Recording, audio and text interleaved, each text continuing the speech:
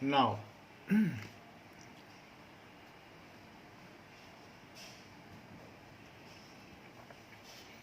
functions.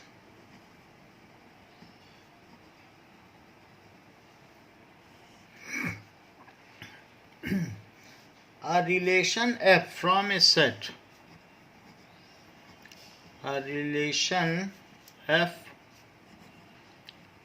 जब वो relation function तक अपग्रेड हो जाता है तो फिर उसे एफ ही कहने लगते हैं. From a set A to a set B. अगर रिलेशन में कुछ खूबियां हो तो उसे फंक्शन कहा जा सकता है. Is said to be a function.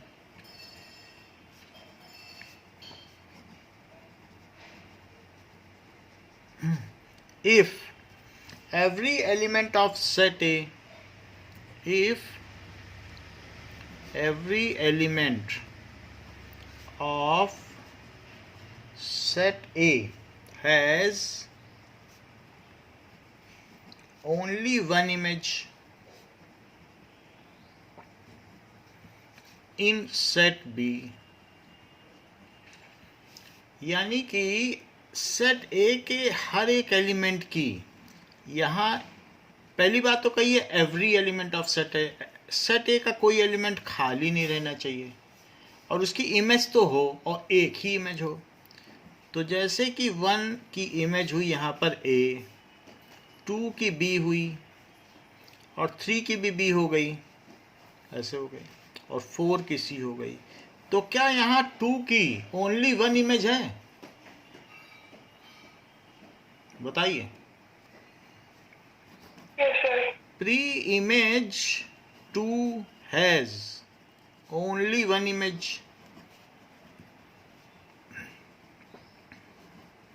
ठीक है. बी, तो ये which belongs to B set और 2 बिलोंग्स टू ए सेट. 3 की भी क्या है? एक ही इमेज है. तो ये डेफिनेशन हो गई कि सबकी एक एक इमेज होनी चाहिए. So this relation is a function.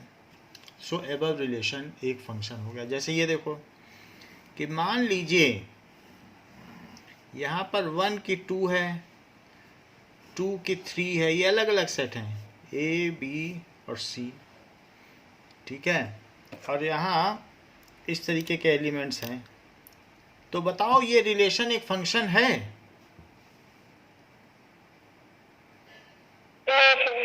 क्यों? Why it is not a function? Reason के साथ बताइए, डिले मत करिए. हाँ, क्योंकि जो 3 है उसकी कोई भी इमेज नहीं है. So in domain there should not be any element. So S3 has not any image. So it is not a function. Above relation, relation तो है क्योंकि कुछ ना कुछ एलिमेंट कुछ ना कुछ के साथ मैप्ड हैं. Is not a function. अच्छा, ये 1 की ए, 2 की बी, सी और 3 की डी. राजदीप, क्या ये रिलेशन एक फंक्शन है?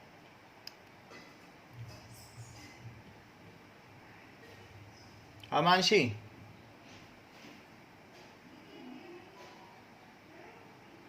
Is it a function?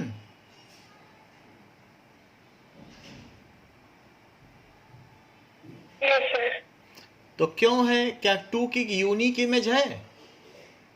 उस मशीन में 2 डालो तो 2 डालने पे वो कभी बी दे देता है और कभी सी दे देता है. तो बोले पूड़ी मिलेगी तो पूड़ी खा लेंगे, पराठा मिलेगा तो पराठा खा लेंगे. ऐसी मशीन लेना आप पसंद करेंगे? बाजार से जो बनाएगा वही खा लेंगे.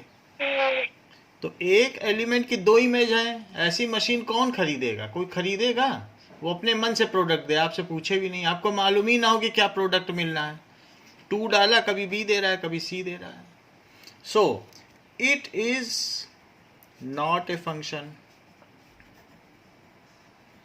as 2 has no unique image. उसकी 2 इमेज हो गई हैं. फंक्शन एक मशीन है जैसे कि किसी भी मशीन में जो डालोगे वो किसी न किसी पूर्व निर्धारित शर्त के अनुसार काम करता है। ये फंक्शन, इसमें कुछ डाला, x डाल दिया, फंक्शन f का मतलब मशीन। तो उसने कहा जो डालोगे उसके स्क्वायर में से 2 कम करके देंगे। मान लीजिए आपने 2 डाला, तो बताओ ये क्या दे देगा?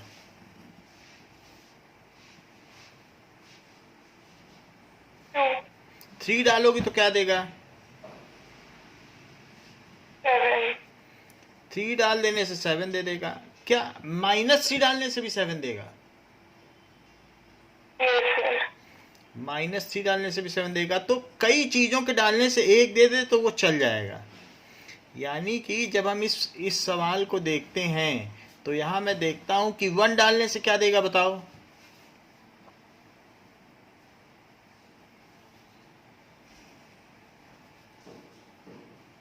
बताइए। Why is the communication is not completed? Why there is a delay? 1 डालने से क्या देगा? इसमें डालो 1 फंक्शन में,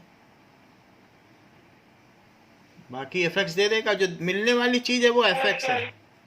x डालो तो fx मिलेगा। ये इनपुट x है, आउटपुट fx है। fx क्या है? इमेज। x क्या है? Pre image. बोलो बात सही है? प्री इमेज डालो तो इमेज मिलेगी। 1 डालने से क्या देगा?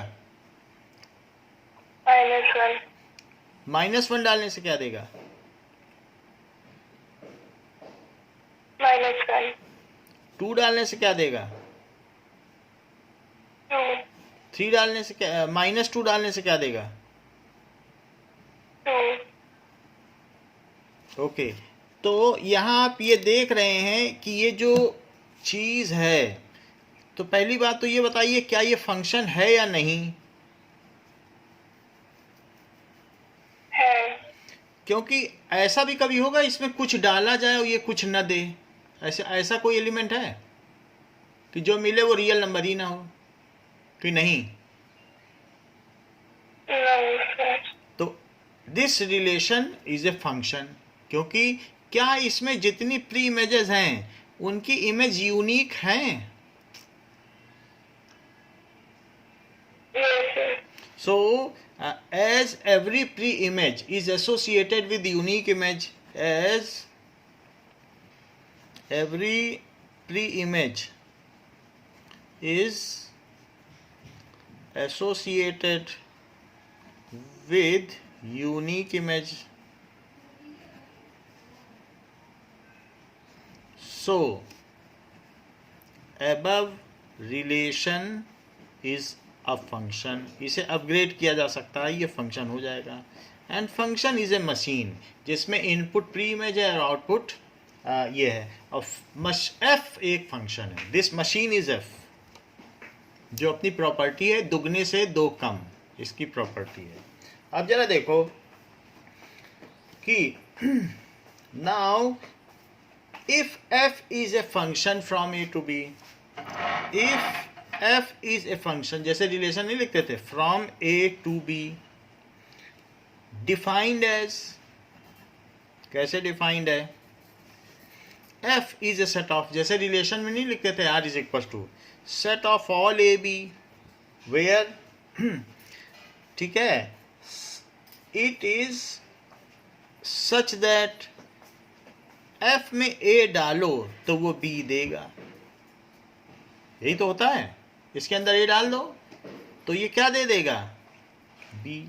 इस मशीन में डाला क्या जाता है? पहला एलिमेंट, और मिलता क्या है? दूसरा एलिमेंट। जो बी है वो कुछ और नहीं है, ये एफ ए ही तो है। मशीन से गुजरने के बाद वो बी बन गया। सो ये हमारा फंक्शन का डेफिनेशन है। Here a is called image of a under f. A क्या है? A is called image of A under F। तो क्या कहा जा सकता है? Every element of domain is pre-image। इसे क्या कहेंगे? pre-image लिखो। image हमने लिखा, इसे ठीक करो। A is called pre-image of A under F। So every element of domain जिसे डाला जा सकता है is called pre image, and every pre-image is mapped with some unique element in second set that is called its image. So every pre-image in a set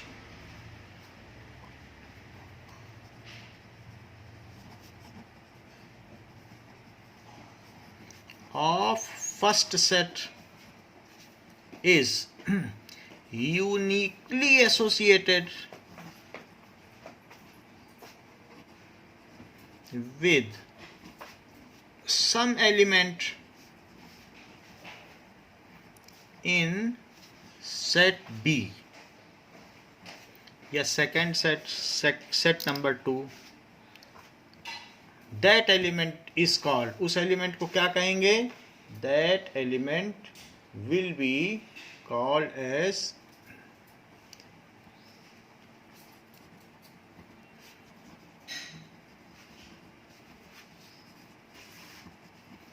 उसे कहेंगे image. तो हर एक pre image की कोई ना कोई इमेज होगी. जरा एग्जाम्पल 10 करें. एग्जाम्पल 10 क्या है? Let n be the set of natural number and the relation r is defined as, so r is a relation from n to n. और इसको ये भी कह सकते हो कि r on n defined as. किस तरीके से डिफाइंड है? r is equals to set of all x y such that y is equals to 2x and x y belongs to n. तो अब हमें पता करना है कि क्या ये फंक्शन है, is this relation is function. तो पहले मैं इसकी रोस्टर फॉर्म बना लूँ. y हमेशा x का दुगना होगा और सारे नेचुरल नंबर लेते चले जाओ. बताओ क्या अगर मान लो 1 लिया तो y क्या होगा? क्योंकि y को उसका डबल होना है, y इज 2x, तो 1 के साथ 2 आ जाएगा. 2 लोगे, सारे नेचुरल नंबर लेने हैं, तो 2 के साथ क्या आ जाएगा? 4 आ जाएगा. 3 के साथ 6 आ जाएगा. बाकी यहाँ कुछ छूट भी रहे हैं क्योंकि दोनों n सेट हैं. और 4 के साथ 8 आ जाएगा. यहाँ छूटते जा रहे हैं. तो ये भी नेचुरल नंबर है, ये भी नेचुरल नंबर, और एक रिलेशन दिया जा रहा है. तो 3 के साथ 6 और 4 के साथ 8 और आगे भी. तो अब आपको क्या लगता है कि is this relation a function? Question पूछा जा रहा है. बताओ. हाँ, क्योंकि every pre image is uniquely associated with one image in second set. So every pre-image in domain, जो आपकी हैसियत है, जितने में आप रह सकती हो, जो अधिकार क्षेत्र है वो आपका डोमेन है. इन डोमेन इज यूनिकली एसोसिएटेड. एक की 2 इमेज नहीं बन रही हैं, associated with one element in codomain. क्योंकि सेकंड सेट को क्या कहते हैं? in codomain. ऐसा है.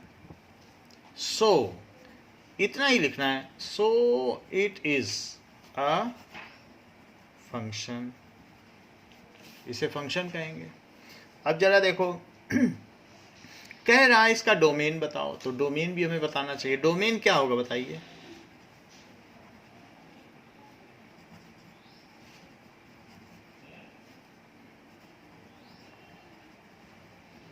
What is domain? Anybody? All natural number. All natural number. Range क्या है? 2, 4, 6. हाँ, that is even natural number, या ऐसे भी लिख सकते हो 2 4 6 8, ये हो सकता है। और कोडोमेन क्या है? Natural number. Natural number. इतना ही हमें बताना है। तो आपने देख लिया कि फंक्शन किस तरीके से बताया जा सकता है।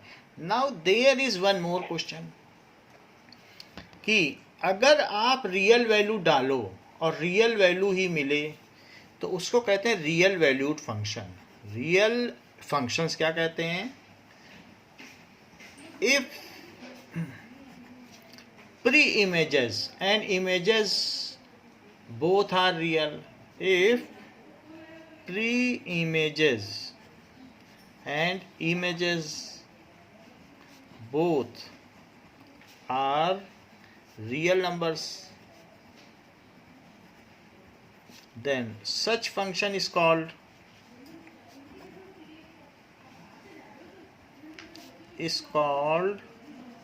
real function। हमारे पास दो फंक्शन है। मान लीजिए एक फंक्शन कहता है कि जो डालोगे हम उसका दुगना करके 3 जोड़ देंगे। अब मैंने इसमें -1 डाल दिया, बताओ ये हमें क्या देगा?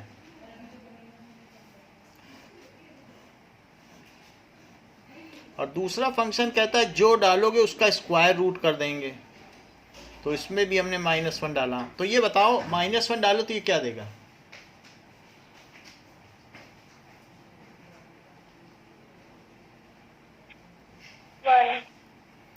डबल किया -2 तो 1 दे देगा। और ये क्या देगा -1 डालोगे तो?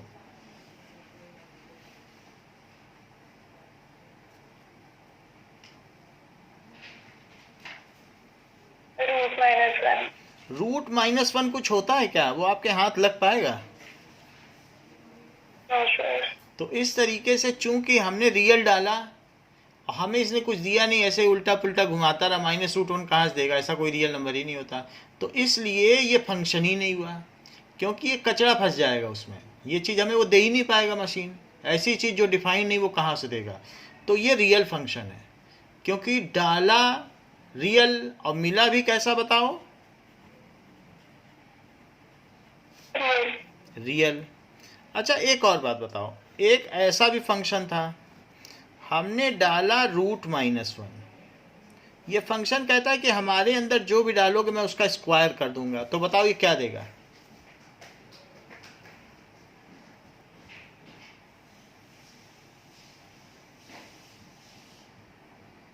-1। क्या हमने डाला नॉन रियल चीज लेकिन वैल्यू मिली रियल? बताइए। तो इस फंक्शन को कहेंगे real valued function. Value real हो, जो डाला जाए वो भले ही ना रियल हो भी सकता है या ना भी रियल हो, लेकिन वैल्यू रियल हो। जिसमें सिर्फ वैल्यू रियल मिले उसे रियल वैल्यूड फंक्शन कहेंगे। जिसमें डाला भी रियल जाए मिले भी real, so if pre images and images both are real numbers then such function is called real functions. For example के तौर पर f is a function from R to R defined as f is equals to, ठीक है, defined as f is, या simply भी लिख सकते हैं f(x) इज इक्वल्स टू, यहाँ पर 2x + 3, बस ऐसे भी लिख सकते हो। और नहीं तो और ऐसे भी लिख सकते हो कि और f is equals to xy ordered pair, जहाँ पर हर y क्या है 2x + 3। बोलो समझ में आ गई बात कि नहीं? और x y both belongs to real number. Okay, जैसे रिलेशन में लिखते थे वही तो है। y दुगने से 3 ज़्यादा और दोनों रियल हैं, क्योंकि रियल से रियल पर है, वही चीज़ लिख दी। तो अब ये एक रियल है, इट इज, ये क्या है बताओ? Real function. ये एग्जाम्पल हो गया। क्योंकि किसी का दुगना करके 3 जोड़ दोगे तो क्या रियल नंबर नहीं आएगा? रियल का डबल करके 3 जोड़ दोगे तो क्लोजर लॉ के तहत क्या वो रियल नहीं आएगा? बोलो। और ये बताओ ये कौन सा फंक्शन है? बताओ। अच्छा बताया है। तो अगला देखो, उसमें ये लिखा भी है रियल वैल्यूड फंक्शन। डेफिनेशन 6 देखो, page number 37। Real valued function समझ में आ गई बात? और ये क्या है बताओ?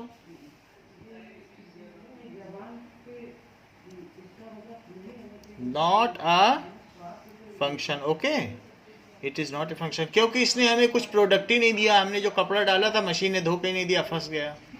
अब जरा चेक करो. ठीक. नाउ अब देखें कि just a minute.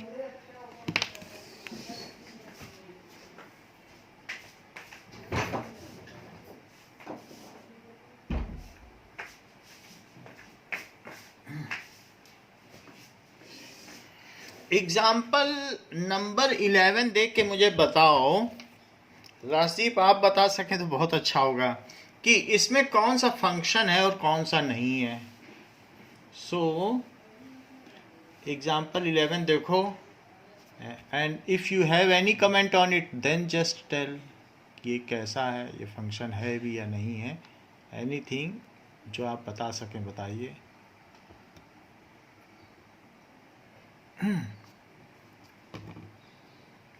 So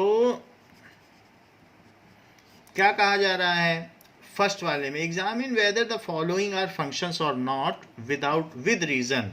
so R is equals to 2 1 3 1 और 4 2 ऐसा दिया गया है. तो आप चाहे तो हम आपके लिए मैपिंग भी कर सकते हैं जिससे आपको ज़्यादा फिजिबिलिटी हो जाए. सो 2 से 1 में है, 3 से भी 1 में मैपिंग हो रही है और 4 से 2 में. Now anybody tell whether it is a function और नॉट विदाउट डिले. फंक्शन. हाँ, it is function. Why it is function? as every pre-image in domain has unique image in codomain. As every pre-image, जो आपने बोला था वो भी लिखने से चलेगा, मैं थोड़ा ज़्यादा ही स्पेसिफाई कर देता हूँ. pre-image in domain has unique image in domain. Every का मतलब है यहाँ कोई छूटा ना हो, बस यही मतलब है एवरी का, कि यहाँ पे छूटना नहीं चाहिए. आप देखो सेकंड इसी का एक रिलेशन दिया है 2 2. सो 2 2 2 4 3 3 और 4 4. कुछ पता चल रहा है यहाँ से फंक्शन है या नहीं? Not a function. Why?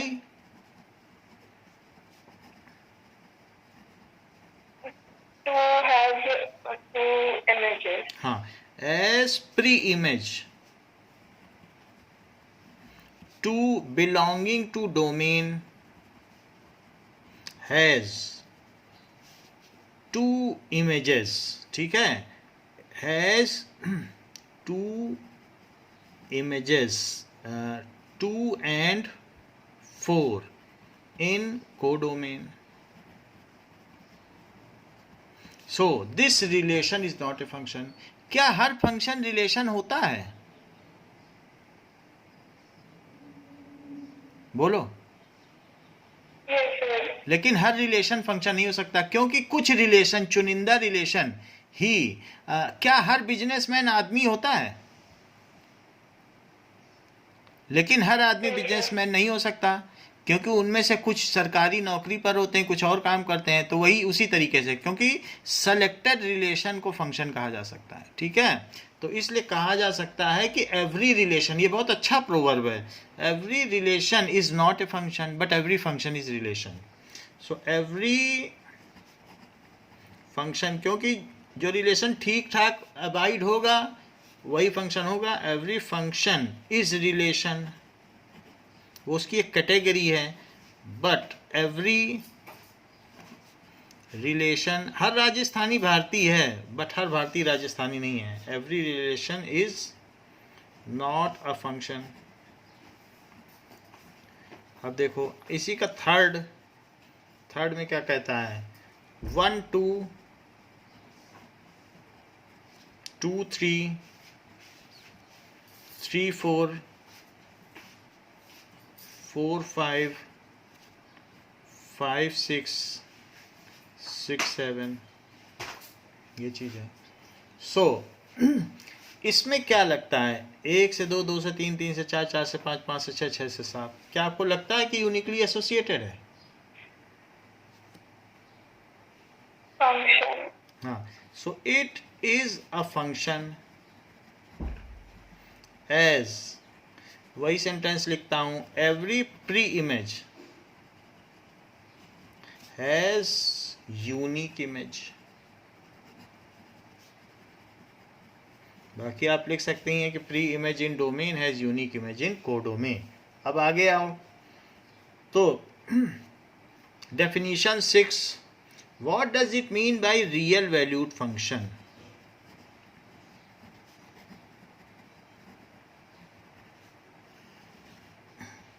A function which has either R or one of its subsets, its range, a function, ठीक है, whose range is real, जो जो एलिमेंट आए तो जिसकी रेंज रियल हो, ठीक है, whose range, it has either R or one of its subset as its range, so whose range is real is called, value real दे, डाला गया है वो रियल हो या ना उससे नहीं मतलब है, value real they is called real valued function. जैसे कि हमने आपको बताया कि एक ऐसा फंक्शन कि डाला गया नॉन रियल -1, लेकिन उस फंक्शन ने कहा जो भी मेरे अंदर डालोगे मैं उसका स्क्वायर करके दूंगा, और ये रूट है, रूट -1 डाला हमने इमेजिनरी चीज़ और पता चला उसका स्क्वायर दिया तो -1 विच बिलोंग्स टू रियल। सो इस तरीके से सच फंक्शन में जो भी आपकी रेंज है वो रियल आती है। व्हाट इज रियल फंक्शन, उसी में डेफिनेशन और दी है, real function. So if a function whose domain and range both are real numbers, a function whose domain and range both are subset of real number, क्योंकि अगर पूरा are भी हो गया तो भी आर का तो सबसेट होगा ही, is called real function.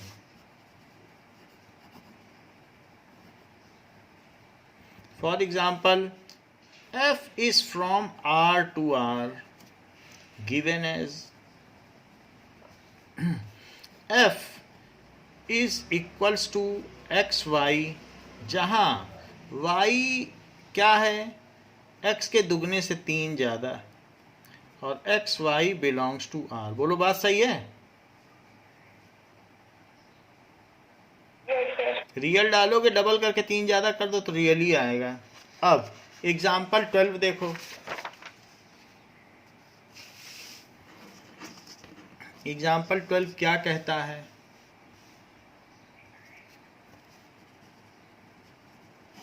Now n be the set of natural number और f is a function जो नेचुरल नंबर से नेचुरल नंबर तक प्रतिचित्रित है, मैप्ड है।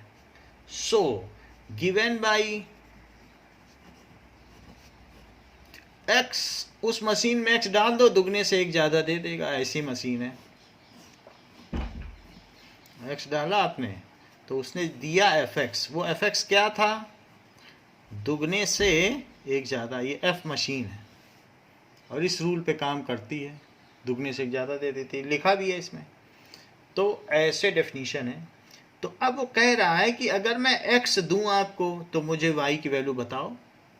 सो ऐसे भी लिखा जा सकता है, f is an ordered pair of x y, f is equal to such that y is equal to 2x + 1, जहाँ x y belongs to natural number. बोलो ऐसे ही लिखते हैं कि नहीं रोस्टर फॉर्म, ये सेट बिल्डर फॉर्म, बताइए। Yes, sir. तो हम सेट सही रहे लिखते चले आ रहे हैं, सेट थ्योरी सही।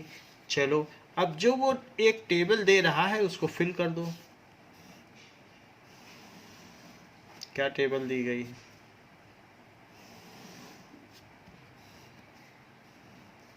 एक्स और वाई, तो 1 2 3 4 5 6 7 तक ही दिया है बस। चलो 7 तक ही करेंगे। 1 डालेंगे तो क्या मिलेगा? 3. 2 डालेंगे, 5. इसी तरीके से ये 7, फिर 9, फिर 11, फिर 13 और फिर 15 मिल जाएगा। तो अब हम आगे आते हैं एग्जाम्पल 13 पर। एग्जाम्पल 13 पे आ जाइए।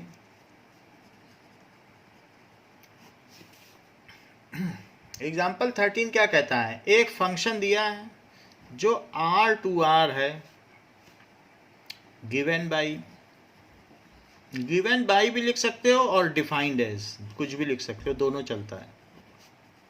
Defined as y is equals to f x, क्योंकि जो प्रोडक्ट है वही तो y है, वही तो इमेज है जो मिला। यहाँ लिखा नहीं कि एफ एक्स, कैसे y नहीं बोलेंगे, x डाला y मिला। अब देखो ये क्या कह रहा है, कुछ भी डालो उसका स्क्वायर करके देगा। जहाँ पर x खुद क्या है? Real number. तो रियल नंबर डालेंगे तो मिलेगा भी रियल। बात समझ में आ गई? ठीक है। तो जरा Yes, sir. इसमें हम एक 10th में तो हमने इसका ग्राफ बनाया था, फिर से बनाएंगे कि x डालो, देखो y क्या मिलता है। अगर 0 डालेंगे तो क्या मिलेगा फंक्शन में? 0. क्योंकि ये हमारा जो फंक्शन है x डालने पे x स्क्वायर देता है, तो अब जो भी हम डालेंगे उसके हिसाब से स्क्वायर करके देगा। 0 पे 0 देगा, 1 पे, 2 पे, 4. -1 पे, 1. 2 -2 पे। 4. चलो अब इसका हम यहाँ ग्राफ बनाएं। यहाँ 2 एक्सिस है, तो एक x एक्सिस है और एक y एक्सिस है। y एक्सिस पर हम fx लेंगे। y axis is taken as, यहाँ पर fx लिया जाएगा या y लिया जाएगा, यही y भी है, और यहाँ x लेंगे। तो 0 पे 0 रखो,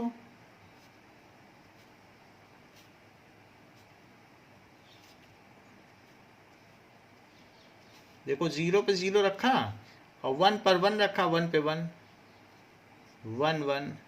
-1 पे कितना रखें? 1 रखा। 1. और देखिए 2 पे क्या रखें? 2 पर 4 तक जाओ, 1 2 3 4। तो 4 कहाँ है और 2 कहाँ है? मिला दो, यहाँ पे आ जाओ, 2 पे 4 तक। Okay, so we have kept it like this. 2 पे हमने 4 तक ले लिया, और यहाँ भी देखो इधर भी। -2 पे क्या है इसकी वैल्यू? -2 पे भी 4 है, क्योंकि स्क्वायर करो, तो -2 पे भी 4 आ जाएगा। तो इस पे भी रखो, जो जो भी वैल्यूज थी वो रख दिया है। -2 पे 4 रख दिया, और 2 पर भी 4। अब ये हमारे सब पॉइंट्स हैं, ये पॉइंट, ये पॉइंट, ये, इसको मिलाओ और इधर भी मिलाओ। समझ में आई बात? और फिर इसे चाहो तो और आगे करो, क्योंकि 3 पे अब 9 आने वाला है। 3 तक जाते जाते इसे 9 तक पहुंचना है, ये कोई आसान काम नहीं है। एक आगे बढ़ेगा तो इधर 9 तक पहुंचना है, 5 आगे चलना है।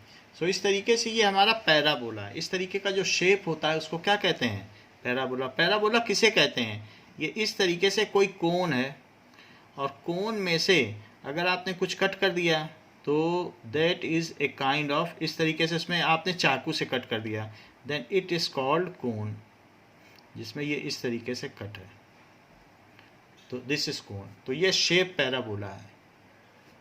किस तरीके का शेप? ऐसा शेप, ये पैराबोला। या अगर आप किसी चीज़ को ऊपर फेंकें तो उसकी जो ट्रेजेक्ट्री होती है ज़मीन पे गिरने की, तो वो पैराबोला है। Trajectory of anything which is thrown, projectile which is thrown in air, then it comes out under the trajectory of parabola.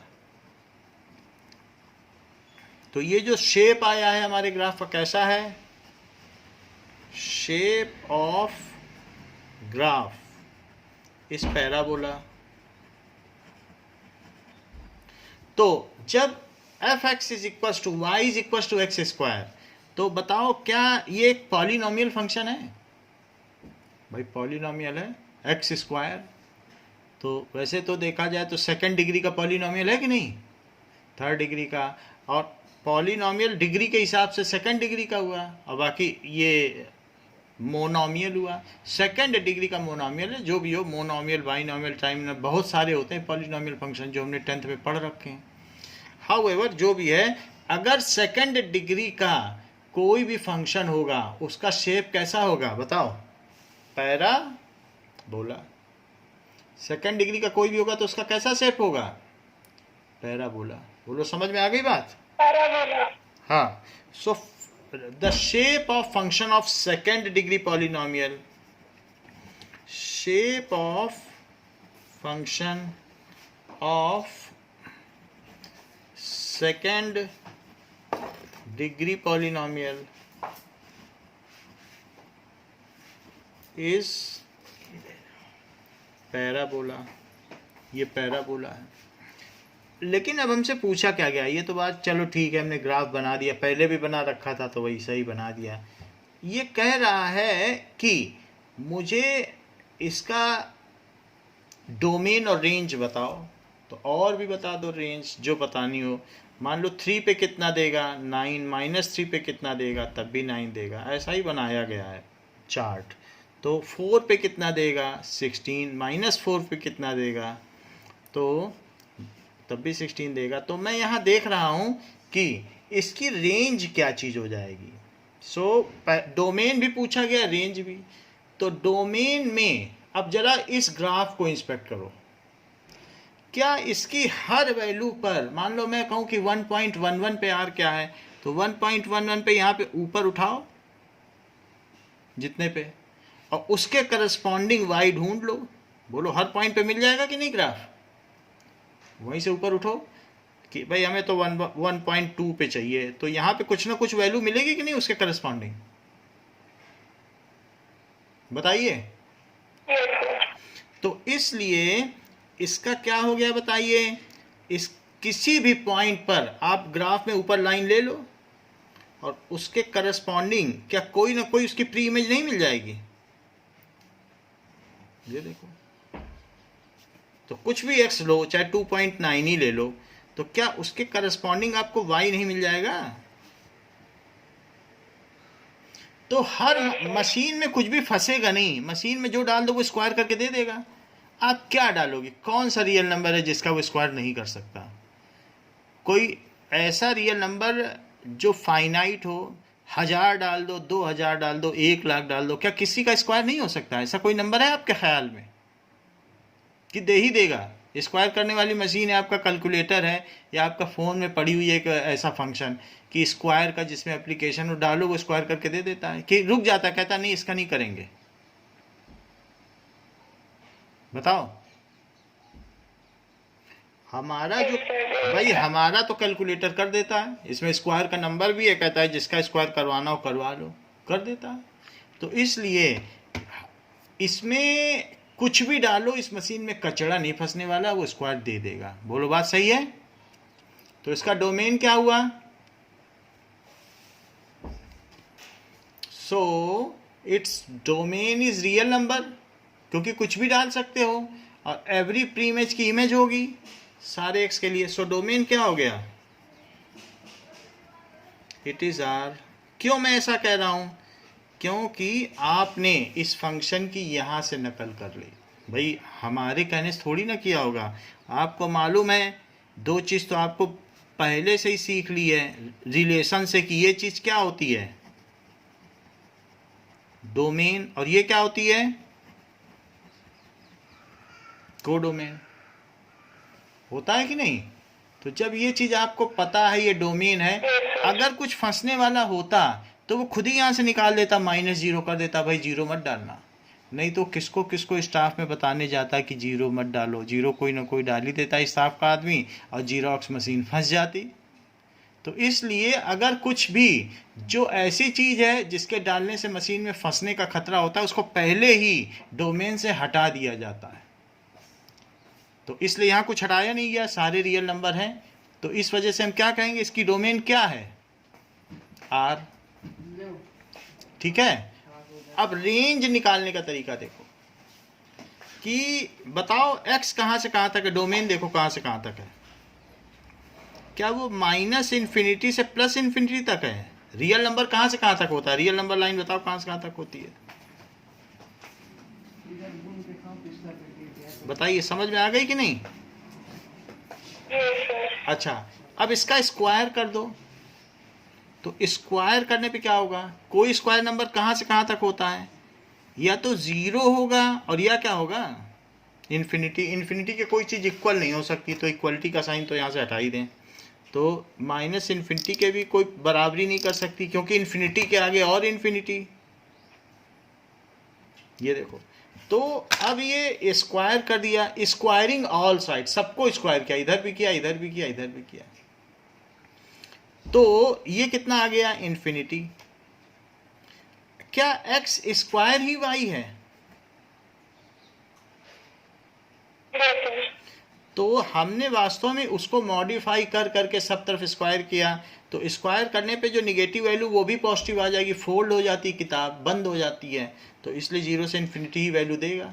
और वैसे भी कहाँ इसकी कोई value third and fourth quadrant में आ रही है? y की तो सारी वैल्यू देख लो, सारी कहाँ आ रही है? पॉजिटिव y एक्सिस पे आ रही, निगेटिव पे कुछ वैल्यू आ रही क्या? ग्राफ जा रहा है निगेटिव की, तो हमें कोई मिली ही नहीं यहाँ पे।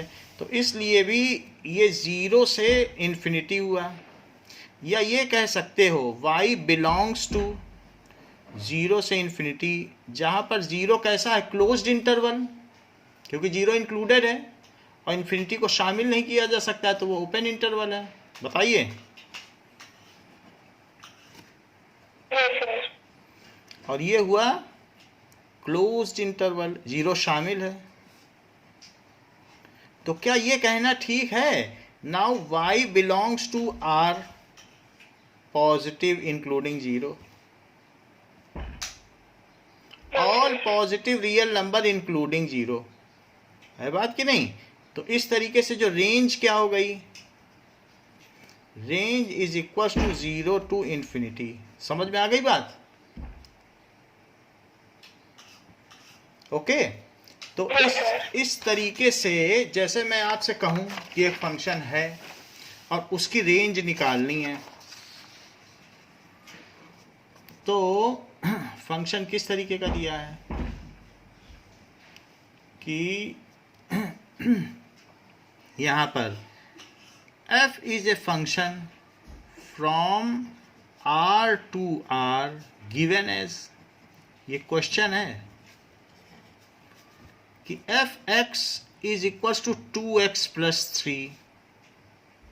तो अब ऐसी मशीन में, क्या ऐसी मशीन में कुछ भी डालोगे तो वो रियल नंबर होगा? यहीं से देख के कह दो डोमेन, हाँ डबल से 3 गुना ही तो देगा। तो डोमेन क्या हुई बताइए? यहीं से पता चल गया डोमेन क्या है। डोमेन के लिए कहीं नहीं जाना, यहीं देख लो। So domain is equal to real number. हाँ, रेंज के लिए जरूर जाना है, ये डोमेन है, ये कोडोमेन है, रेंज कहीं नहीं दी होती इसमें।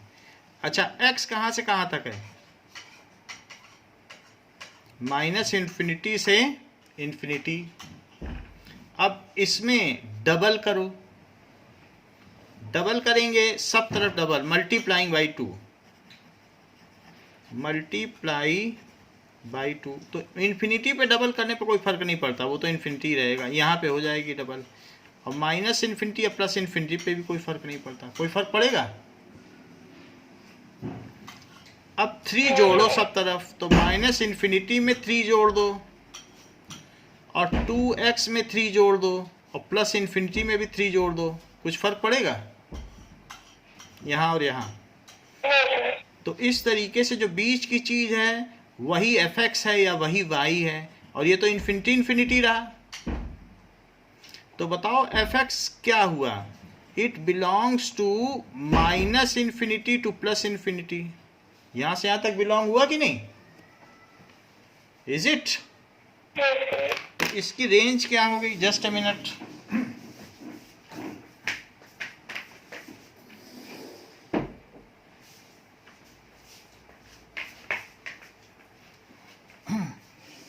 तो रेंज क्या हो गई?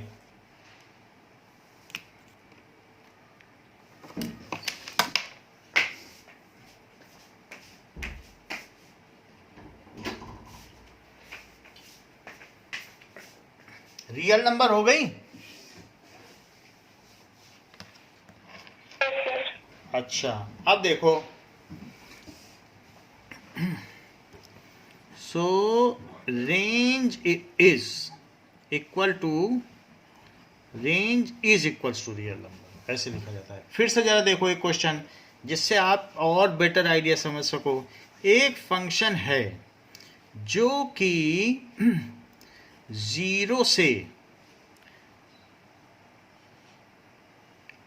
इन्फिनिटी तक है और मैप्ड अप टू आर। कह रहा है हमें निगेटिव वैल्यू नहीं लेनी है, पॉजिटिव लेनी, ऐसा कह रहा है।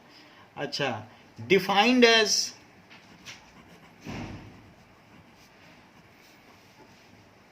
f(x) is equals to 2x plus 3। वही सवाल है, it is equals to 2x plus 3। So find domain, range and codomain. तो अब इसमें डोमेन क्या हुआ? क्या? Positive real number including zero. बहुत अच्छी बात कही, positive real number including zero. Codomain? Real number. अच्छा, ये रियल नंबर थोड़ा डार्क कर देना। अब देखो, ये बताओ x कहां से कहां तक है, इतना बता दो। 0 to infinity। Including zero. हमें ये लाना है, कैसे ले आए? पहले डबल करो फिर 3 जोड़ो। तो पहले डबल करो, तो 0 इंटू 2 यहाँ भी करो, इस पे भी डबल करो और इस पर भी 2 इन्फिनिटी। लेकिन 2 इन्फिनिटी तो इन्फिनिटी ही होता है ना, और यहाँ पे डबल कर दिया तो भी 0 रहेगा। अब सब में 3 जोड़ो,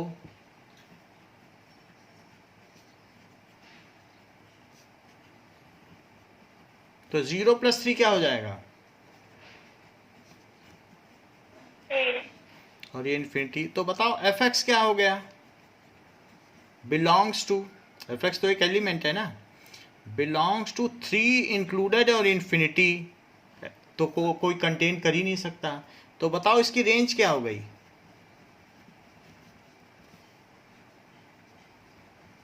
समझ में आ गई बात?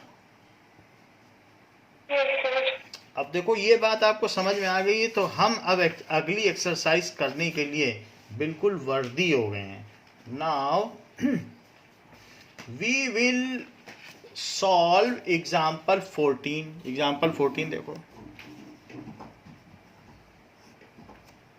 नाउ एग्जाम्पल 14 क्या है? Define the real number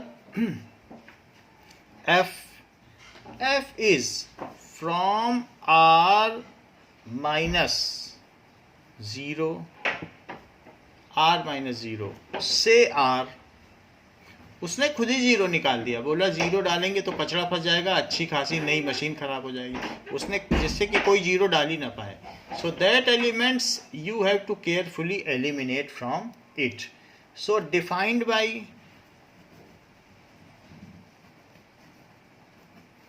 fx is equals to 1 by x। fx is equals to 1 by x। इसको कहते हैं रेसिप्रोकल फंक्शन, कि कोई भी y की वैल्यू 1 by x है, x के रेसिप्रोकल। तो इसका नाम क्या है इस फंक्शन का? Reciprocal function. कुछ फंक्शन बहुत महत्वपूर्ण होते हैं तो उनके नाम दे दिए जाते हैं, तो उसका दे दिया गया रेसिप्रोकल फंक्शन। कहता है कि इसका ग्राफ बनाओ और डोमेन और रेंज बताओ। Draw graph and find domain and range.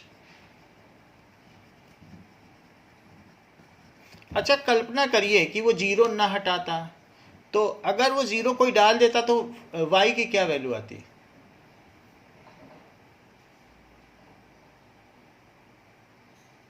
Zero डाल दो इसमें, डालो इसमें जीरो।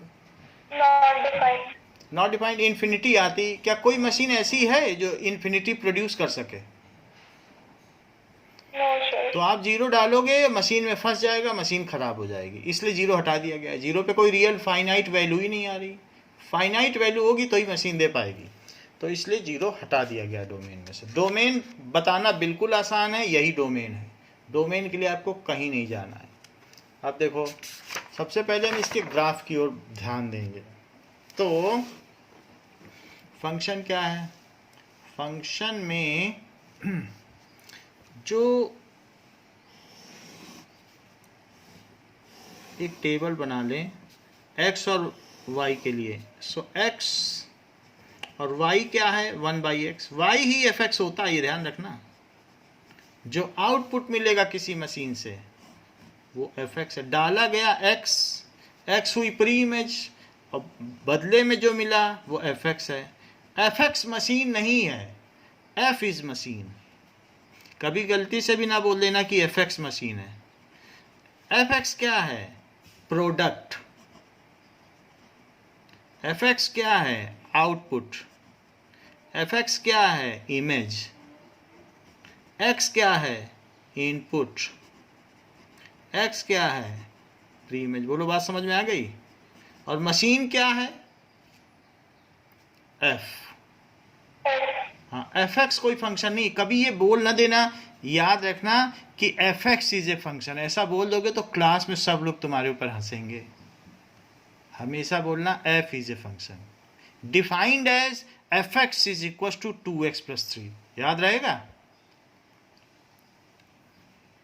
Yes, sir. चलो, अब बात याद रखिए। मान लो मैं 1 डालूं तो क्या देगा y? One. अच्छा, 1 पे 1 दे रहा है तो 2 पे कितना देगा? 1/2 करो। 0.5. हाँ, बहुत अच्छा। और 10 पे कितना देगा? 0.1. अच्छा बताया। और 1/2 पे कितना देगा? 5. और 0.1 पे कितना देगा? 10. अच्छा बताया। -1 पे कितना देगा? -1. ठीक है। -2 पे कितना देगा? -0.5. -0.5। इसी तरीके से -10 पे ये कितना देने वाला है? -0.1. 0.1। और -0.1 पे कितना देने वाला है? -10. चलो, अब इसी बेसिस पे ग्राफ बनाए। हमने सारी वैल्यू इसकी देख ली है। Now we will plot the graph of it.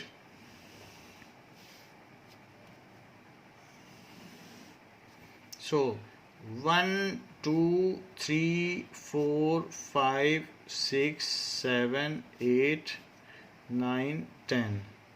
1 2 3 4 5 6 7 8 is this 9 10। 1 2 3 4 5 6 7, फिर इधर भी 8 और 9 10 आ जाएगा। और 1 2 3 4 5 6 7 8 9 10। ये देखिए, -1 पे -1।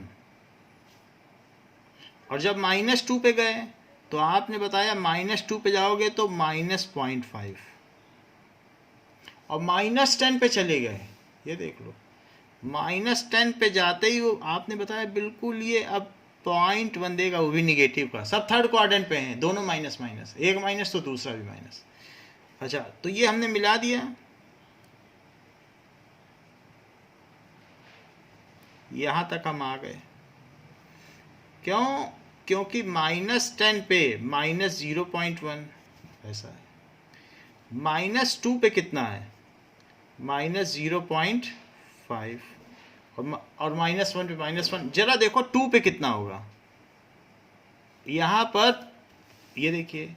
अब -0.5 पे कितना होगा? 2। ध्यान दो, एक और बना लो कॉलम। -0.5 पे कितना होगा? 2। तो 0.5 ही चलो, -0.5 तो कितना मिल जाएगा? 2 मिल जाएगा कि नहीं? -0.5 आधा चले तो 2 मिला। और अगर 0.1 चलते तो कितना मिलता? बहुत ना चलो, 0.1 माइनस का, तो क्या 10 मिल जाता? 1/x है। तो 0.1 चले तो यहां पहुंच गए। समझ में आ गई बात कि नहीं? तो ये ग्राफ हो गया। ये एक तरीके से इसके पैरेलल पैरेलल जाएगा, कभी इसको मिल नहीं पाएगा। इसको कहते हैं एसिम्पटोड। जो ग्राफ किसी के पैरेलल पैरेलल जाए उसको क्या कहते हैं? एसिम्पटोड। जैसे पैराबोला एक नाम है ना, तो दूसरा नाम है, एक ग्राफ पैरेलल जा रहा है तो एसिम्पटोड। खैर जो भी बात हो, हमें इससे ज़्यादा लेना देना नहीं है। नाउ दूसरी चीज, 1 पे कितना है? 1। 2 पे कितना है? 0.5। तो 10 पे कितना है? बोलो।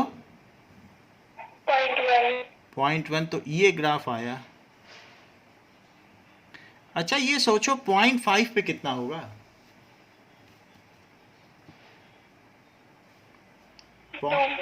2 हो जाएगा। तो 0.5 पे हम 2 ले लेते हैं, ये ग्राफ यहां तक आ गया। और कोई सोचे हम 0.1 ही चले तो कितना हो जाएगा? तो 10 तो फिर बहुत ऊपर होगा, तो ऊपर तक जाए 0.1 पे। ये तो इस तरीके से हमने देखा कि 0.1 पे 10 है, और 0.5 पे 2 है, 1 पे 1 है, और 2 पर 0.5 है, और बहुत आगे निकल गए 10 पे 0.1 है। तो ये एक तरीके का ग्राफ हो गया। समझ में आ गई बात? तो यहाँ पर हम देख रहे हैं this is such a graph. यहाँ पर y एक्सिस पे निगेटिव वैल्यू भी मुझे मिल रही है, देख लो सब वैल्यू मिल रही है। अगर आप -0.5 करो तो 2 भी मिल गया, और यहाँ पर आ गए -0.1 किया तो -10 मिल गया। So we are getting negative value. Negative x डालोगे तो निगेटिव वैल्यू पाओगे, पॉजिटिव x डालोगे तो पॉजिटिव वैल्यू पाओगे। यहाँ तो ये हमें पता चल चुका है। सो वी कैन से हर एक x के लिए y है। जरा जांच कर लो, यहाँ उठाओ तो क्या यहाँ y मिल रहा है किसी भी x पे? अच्छा, इधर भी आ जाओ, निगेटिव पे जाओ और ग्राफ को टच करते हुए y को छू लो तो y मिल रहा है। इसका मतलब क्या है कि पॉजिटिव के लिए पॉजिटिव y मिल रहा है, निगेटिव के लिए निगेटिव y मिल रहा है। सो इस हाँ, निगेटिव मिल रहा है। सो अब हम ये जांच करेंगे कि इसकी रेंज क्या हुई। ठीक है, तो डोमेन क्या है? r-0, 0 हटा दो, ये तो डोमेन हो गया। और रेंज क्या हो गई? तो रेंज के लिए हाँ बोलो क्योंकि उसमें भी r-0 है। ऐसा क्यों कह रहा हूं? क्योंकि y क्या है बताइए? 1/x, जबकि x क्या नहीं होना चाहिए? 0 हो जाएगा तो बात बिगड़ जाएगी। तो यहाँ लिखा जाता है कि नहीं, जब कोई भी चीज़ है कि नीचे की वैल्यू 0 ना हो, हमेशा लिखते हैं कि नहीं? अच्छा, फिर x को उधर ले जाओ और 1/y। तो y की किन वैल्यूज के लिए आपको x फाइनाइट मिलेगा? सो y को क्या नहीं होना चाहिए? y should not be equal to 0, otherwise x can not be finite. ये तो फाइनाइट नहीं मिलेगा। तो इस तरीके से वैसे x डाल रहे हैं तो y मिलेगा, तो y को 0 नहीं होना चाहिए, तब दोनों फाइनाइट रहने चाहिए. So in this way we are clearly seeing that range of this function is also r minus 0. नहीं तो कोई आपसे कह दे कि भाई मुझे जरा, ये है फंक्शन, कह दे जरा मुझे इस मशीन से 0 निकाल के लाओ, क्या कह दे, क्या पूछे बताइए, 0 न निकालती यहाँ पे, तो एक खतरा था. कोई आपसे कहता भाई मुझे 0 दे दो इस मशीन से निकाल के, तो क्या उसके लिए आप इन्फिनिटी डालने जाती, बोलो. जब इन्फिनिटी किसी चीज में डाल नहीं सकती हो तो 0 मिल भी कहाँ सकता है. So at no value of x you can, ये इसको कभी टच ही नहीं करेगा कि y यहाँ 0 कर दे, उसके लिए इन्फिनिटी जाओ, क्योंकि 1/x है. अब x को इन्फिनिटी रखो या माइनस इन्फिनिटी रखो तो 0 मिलेगा, but that is not possible because infinity nobody can achieve. Hence the range हो गई r-0 और डोमेन भी क्या हो गया, r-0. बोलो बात समझ में आ गई किस तरीके से हुआ, ठीक है. सो इसके आगे का जो अगला क्वेश्चन है दैट इज, हम लोगों ने कौन सा किया है, हम लोगों ने एक एग्जाम्पल छोड़ दिया है, एग्जाम्पल 14 छूट गया है, ठीक है. So that we will do in next class and algebra of the function also will be done in next class. For this class only this much is there. Thank you.